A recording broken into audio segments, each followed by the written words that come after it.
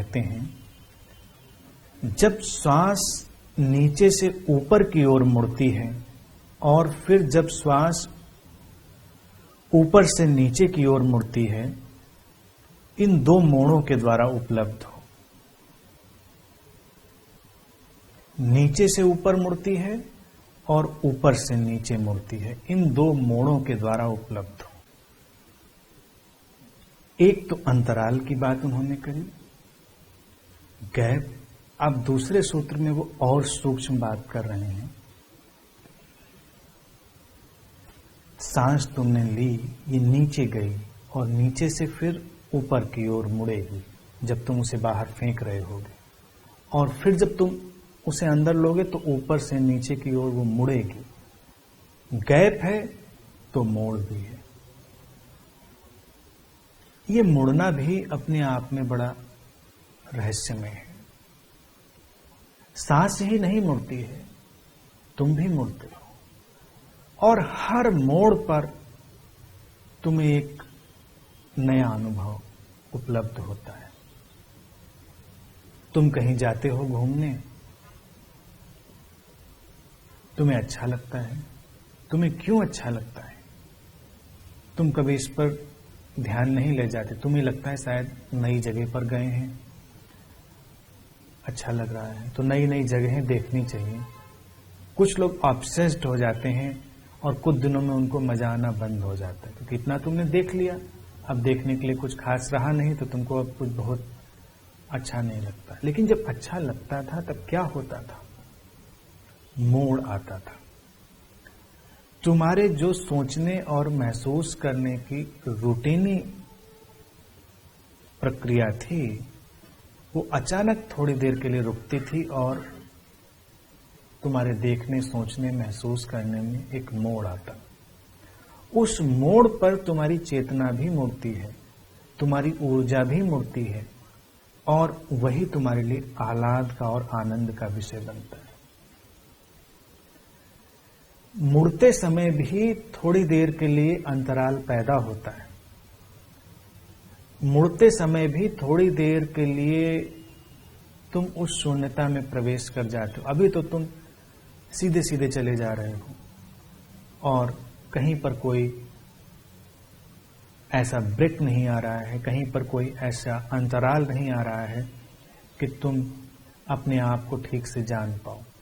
इसीलिए तुम्हें छुट्टी भी चाहिए होती। तुम काम कर रहे हो, काम करते करते एकदम से तुमने छुट्टी ली, थोड़ी देर के लिए मोड़ पैदा हुआ। उस अंतराल में जब तुम्हारा रूटीनी ढंग मुड़ता है, तुम्हें हमेशा रिलैक्सेशन और आनंद का एहसास होता है। वो इसलिए नहीं कि अब काम नहीं रहा, वो इसलिए भी नहीं कि अब तुम कुछ नया करने लगे हो या कुछ नया देखने लगे हो, वो इसलिए कि अब ऊर्जा का जो पैटर्न था और तुम्हारी जो चेतना की धारा अभी एक दिशा में बही जा रही थी, वो अचानक किसी दूसरी दिशा में जा रही, तो वो मुड़ रही है, और मुड़ने के क्षण में तुम फिर से अपने उस असीमित केंद्र की तरफ जुड़ जाते हो। तुम्हें उसका फिर से एहसास होता है। तो शिव कहते हैं कि जब सांस मुड़ रही हो, नीचे से या ऊपर से, उस बिंदु की तलाश करो। अब यहां पर यह विधि विपश्यना से थोड़ा हटने लगती है। धीरे धीरे वो और सूक्ष्मता में प्रवेश करेंगे। वो कहते हैं कि सांसों की उतनी फिक्र नहीं करनी है, तुम्हें सांसों के मोड़ की फिक्र करनी है। सांसों का मुड़ना अगर तुमने अनुभव कर लिया तो तुम्हारा जीवन विकासमान होने लगेगा, तुम विकसित होने लगोगे। तो सांसों की तरफ तो तुम ध्यान ले गए इस ध्यान विधि में, लेकिन तुम सांसों पर अपनी चेतना को बहने नहीं दे रहे हो। तुम बस उस मोड़ का इंतजार कर रहे हो। सांस जा रही है, तुम पीछे पीछे चले जा रहे हो, और बस तुम देखते हो कि कब वो मुड़ती। बड़ा सूक्ष्म है, बड़ा सटल है, होता है। वो आगे अभी नींद की भी बात करेंगे। जब तुम्हें नींद आ रही होती है तब भी तुम मुड़ते हो, तब भी तुम्हारी चेतना एक अवस्था से दूसरी अवस्था की ओर मुड़ती है। उस मोड़ में भी तुम्हारे अंदर कुछ परिवर्तन घटता है, तुम्हारे अंदर कोई नई दिशा खुलती है।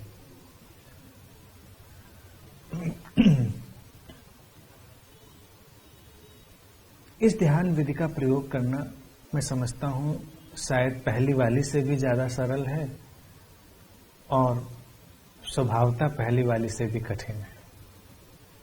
इसमें कोई एक्सरसाइज नहीं है, इसमें तुम बस अवाक बैठे हो, सांसों की फिक्र भी नहीं कर रहे हो, देख रहे हो उन्हें जाता हुआ, उन्हें आता हुआ, लेकिन तुम वो कब मुड़ेगी, अंदर जा रही है, जाते जाते जब वो लौटेगी, उस लौटने के क्षण पर तुम बस अपने फोकस को ले जा रहे हो। वो लौटती है। लेकिन हमारी समस्या क्या है कि हम कहीं भी इतनी गहराई से ऑब्जर्व ही नहीं करते, और ये दूसरी विधि ही जीवन को चमत्कारिक रूप से परिवर्तित कर देने की विधि है। अगर हम जीवन को इतनी गहराई से महसूस करने लगे तो हम अपने क्रिएटर, अपने जीवन को निर्मित करने वाले स्वयं बन जाएंगे। शिव क्यों इन विधियों से प्रारंभ कर रहे होंगे? मैं समझता हूं कि आधारभूत बातें हैं। अगर इन फंडामेंटल बातों को तुम जान गए तो आगे जाने की जरूरत नहीं भी हो सकती है, लेकिन वो आगे फिर इनको और एक्सप्लोर करेंगे, विधियों के और उपाय और ढंग लाएंगे। अभी क्या है कि तुम किसी भी चीज को कितनी तत्परता से और कितनी जागरूकता से देखते हो, ये मायने रखता है। और ये बात तुम्हें मैजिशियन बना देती है, तुम्हें चमत्कारिक बना देती है। तुम जिस चमत्कार की तलाश में रहते हो, वो चमत्कार तुम तक आ जाता है, अपने क्रिएटर होने का। इस विधि में ही शिव ने सारे अंधविश्वासों और सारी व्यक्ति को गुलाम बनाने की जो स्थितियां हैं, उनसे मुक्त करने का सूत्र दे दिया है। अगर तुम इतनी सूक्ष्मता से कुछ भी देखो तो तुम्हारे लिए रास्ता खुल जाएगा। अगर तुम इतनी सूक्ष्मता से नहीं देखोगे तो तुम हमेशा बंधन में रहोगे, हमेशा उलझाव तुम्हारे लिए बना रहेगा। बात बड़ी सूक्ष्म है, सांस का मुड़ना। आती जाती तो सब जानते हैं, मुड़ना, लेकिन आती है तो मुड़ती भी तो होगी। अब तुम यहां आए हो, मुड़ के ही आए थे, घर जाओगे तो मुड़ोगे, लेकिन वो मोड़ कहां पर आता है? जो लोग अकल्ट पर काम करते हैं, इसी विधि के आधार पर वो तंत्र भी विकसित हुआ जिसको चमत्कारिक तंत्र, सिद्धियों वाला तंत्र जानते हैं। लेकिन इसमें शायद लोग अनुमान नहीं लगा पाएंगे कि इसमें उस तंत्र का इशारा कहां पर है। Observing the detail. अगर तुम किसी चीज का डिटेल में ऑब्जर्वेशन कर सकते हो तो तुम उसको प्रभावित कर सकते हो। इसका प्रयोग करके देखो। तुम घर में जिन लोगों के साथ रहते हो, तुम्हारी पत्नी, तुम्हारा पति, तुम्हारे माता पिता, तुम्हारे बच्चे, तुम्हारे भाई बहन, कोई भी, आंख बंद करके बैठो और उनके चेहरे को, संभव हो तो पूरे शरीर को, पहले चेहरे से प्रारंभ करो, पूरे डिटेल में तुम विजुलाइज करने की कोशिश करो। बहुत कम लोग होंगे जो सारे डिटेल में विजुलाइज कर पाएंगे, कुछ कुछ तुम्हें मिस होने लगेगा। अब तुम्हें हैरानी होगी कि तुम तो मोटा मोटा जानते हो। एक बार एक सर्वे हुआ था, बड़ा रोचक सा। गांधी जी की फोटो रोज हर कोई देखता है। नोट निकालोगे तो फोटो देखनी ही पड़ती है, तुम देखना चाहो या ना चाहो, तुम्हारा चुनाव नहीं है। मैं समझता हूं भारत में गांधी जी एक ऐसे हैं जिनको देखना तुम्हारा चुनाव नहीं है, देखना ही पड़ता है। तो उस सर्वे में पूछा गया कि गांधी जी मूंछ रखते थे कि नहीं रखते थे।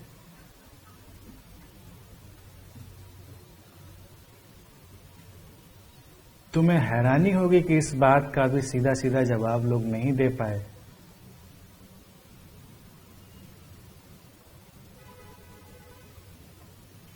बहुतों ने तो मना कर दिया, कुछ ने कहा ठीक से नहीं लगता है शायद रखते थे, शायद नहीं रखते थे।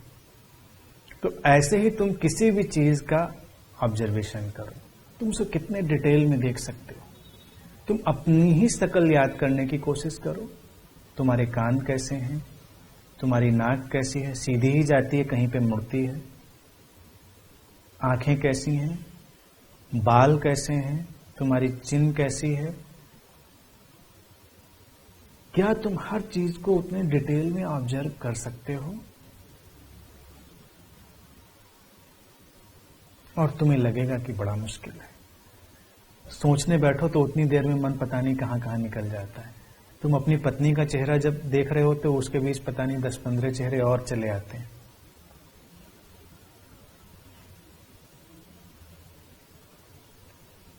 अब फिर गड्ढमड्ढ होने लगते हैं सारे चेहरे।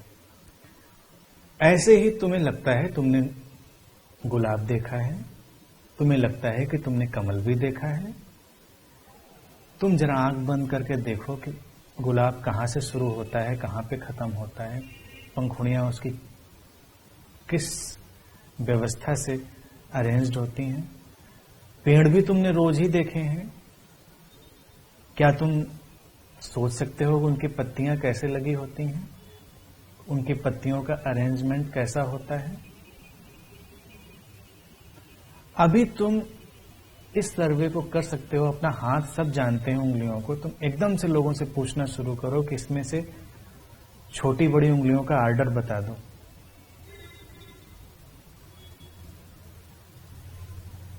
अभी इसमें ही लोग बिल्कुल सटीक उत्तर शायद दे पाए। शिव इसी बात की ओर इशारा कर रहे हैं।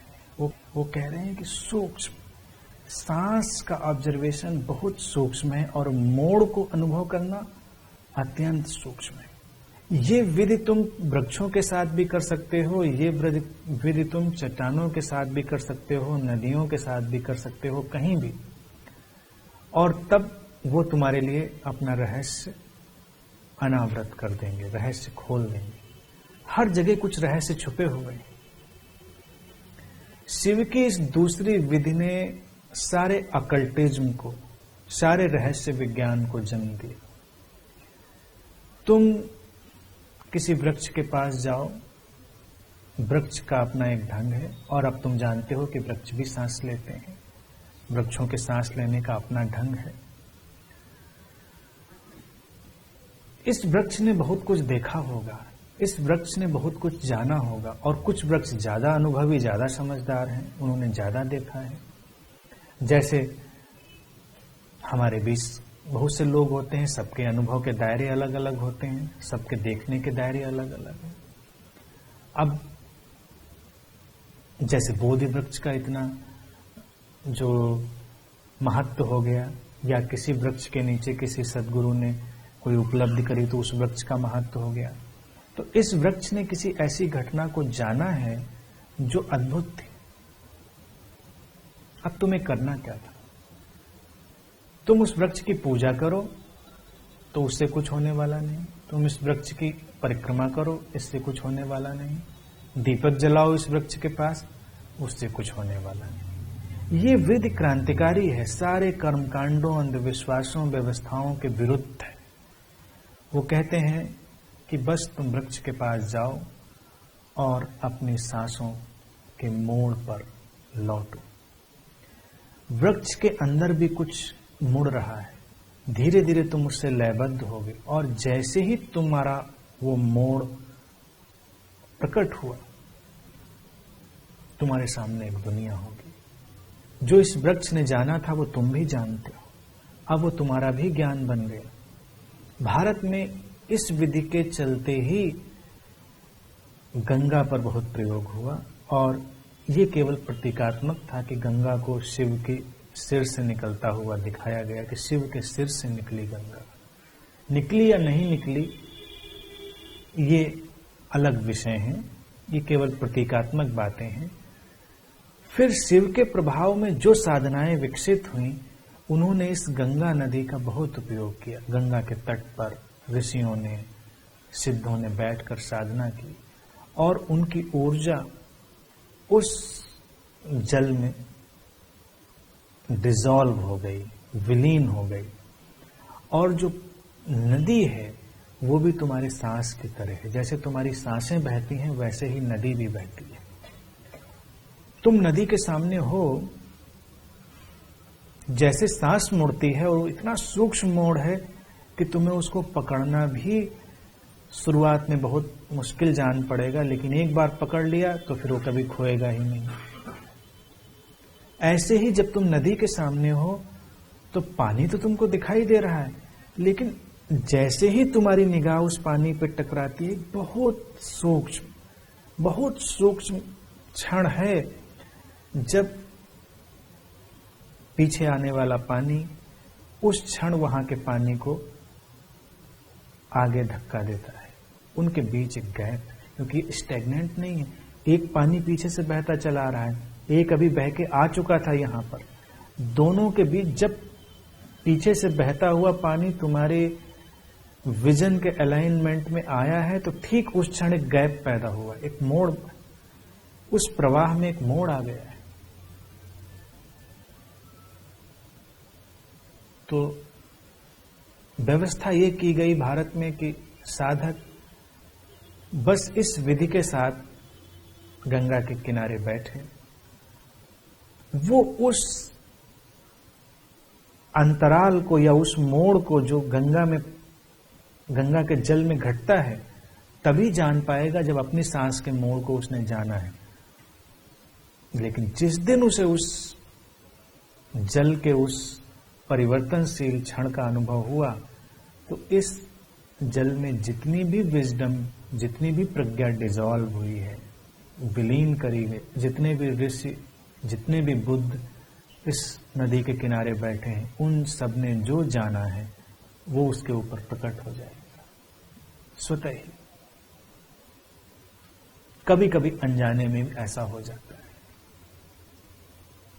भारत में चीजों का महत्व इसीलिए बनाया गया था, इसलिए नहीं कि उनको कर्मकांड में ढाल दिया जाए, लेकिन कर्मकांड बनाना भी बहुत क्लेवर एफर्ट था, बड़ा चालाकी का काम था। उस बहाने कम से कम वो बात, वो व्यवस्था जिंदा रहती है, तो कभी कोई अनुभव करने वाला उस अनुभव में प्रवेश कर सकता है। ये तुम प्रयोग कहीं भी कर सकते हो। है ये सचमुच में सरल,